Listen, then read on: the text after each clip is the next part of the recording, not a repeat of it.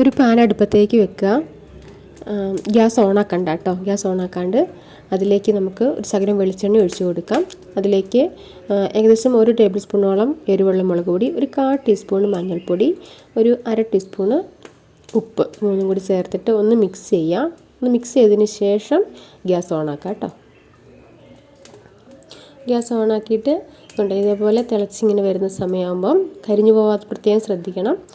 ഒരു 5-6 ചെറിയ ഉള്ളി ഒന്ന് ചതച്ചതും, ഒരു 3-4 വെളുത്തുള്ളി ചതച്ചതും, ഒരു 2 തണ്ട് കറിവേപ്പിലയും കൂടി ചേർത്തിട്ട് ജസ്റ്റ് ഒന്ന് ഇളക്കി മിക്സ് ചെയ്തിട്ടെടുക്കാം. ഒന്ന് മിക്സ് ചെയ്തതിന് ശേഷം ഇതിലേക്ക് ഒരു ചെറിയ കഷ്ണം വാളംപുളി വെള്ളത്തിലിട്ടിട്ട് ഒന്ന് പിഴിഞ്ഞെടുത്തതാണ് ആ വെള്ളം അങ്ങോട്ട് ഒഴിച്ചു കൊടുക്കാം. ഒന്നുകൂടി എല്ലാം കൂടി ഇളക്കി മിക്സ് ചെയ്തിട്ടെടുക്കാം.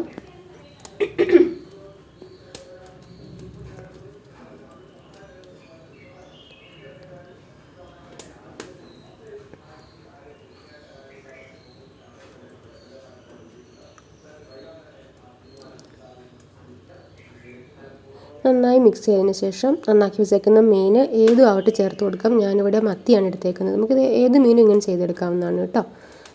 എല്ലാം അങ്ങനെ ഒന്ന് എടുത്ത് വെക്കുക.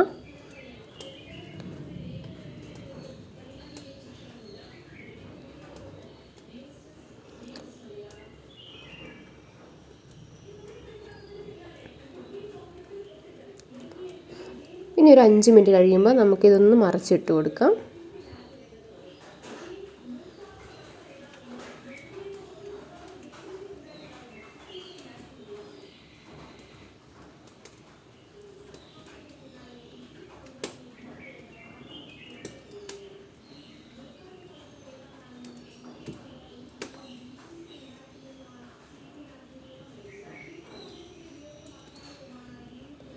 ഇനി 2-3 പ്രാവശ്യം അങ്ങോട്ടും ഇങ്ങോട്ടും തിരിച്ചും മറിച്ച് വിട്ടിട്ട് നമുക്ക് നന്നായിട്ടൊന്ന് ഫ്രൈ ചെയ്തിട്ടെടുക്കാം കേട്ടോ.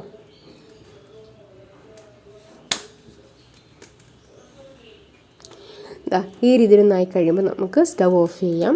അപ്പം ഇത് വൈറൽ മീൻ വറുത്തതാണ്.